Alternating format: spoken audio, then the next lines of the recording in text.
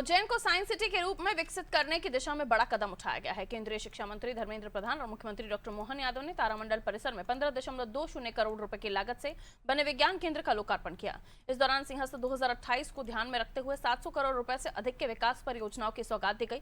कार्यक्रम में 19 किलोमीटर लंबे 4 लेन मार्ग और 22 करोड़ रुपए की लागत से विक्रमादित्य हेरिटेज होटल के निर्माण का भूमि पूजन भी किया गया। मुख्यमंत्री ने कहा, उज्जैन प्राचीन काल से काल गणना और खगोल विज्ञान का केंद्र रहा है और सिंहस्थ 2028 में इसका वैज्ञानिक महत्व भी दुनिया के सामने आएगा।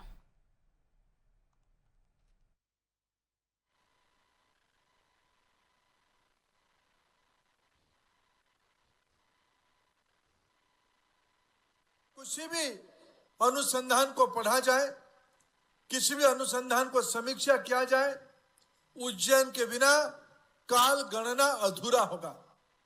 जहां मध्य रेखा और कर्क रेखा का केंद्र बिंदु उज्जैन और उज्जैन के आसपास है।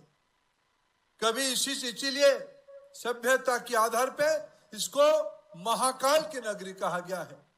वेस्टर्न वॉल के लिए टाइम एक कैलकुलेशन है, एक गणना है। भारत की जिंदगी में, भारत की सभ्यता में समय और टाइम में फर्क है।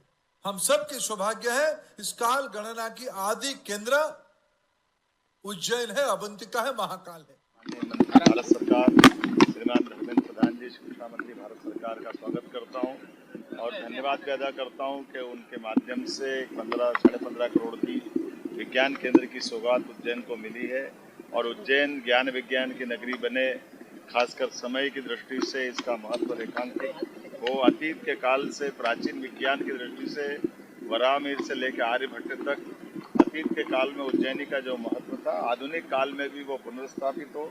इसलिए 3 दिन के विद्वानों के साथ ये सेमिनार का शुभारंभ माननीय मंत्री जी के साथ आज हमने किया है। मुझे इस बात का संतोष भी है, हमारे विचार परिवार के विद्वानों के साथ हम सब मिलकर के यहाँ की विशेषताओं के साथ, खास करके काल गणना के आधार पर भारतीय जीवन पद्धति हमारी सभी ऋतुओं, मौसम, त्योहार के साथ जीवन की अद्भुत शैली अपनाती है। ऐसे समय में माननीय मोदी जी के नेतृत्व में देश नवाचार के साथ हमारे प्राचीन ज्ञान को विज्ञान के साथ जोड़ो, विरासत से विकास की तरफ जब बढ़ने की बात कर रहा है, ऐसे में इसी प्रकार के कार्यक्रमों की आवश्यकता है। एक बार फिर उज्जैन को काल गणना की नगरी, महाकाल के स्टैंडर्ड टाइम की बात करके माननीय मंत्री धर्मेंद्र प्रधान जी ने ये हमारे प्राचीन ज्ञान को गौरव दिलाने का काम किया। मैं उनका आभार भी मानता और उम्मीद करता हूँ कि विद्वान इस दिशा में लगातार चिंतन करते हुए स्टैंडर्ड टाइम कौन सा होना चाहिए, कैसा होना चाहिए, ये विश्व में इस बात को रेखांकित करते हुए हमारे प्राचीन ज्ञान की तरफ बढ़ेंगे। मेरी अपनी ओर से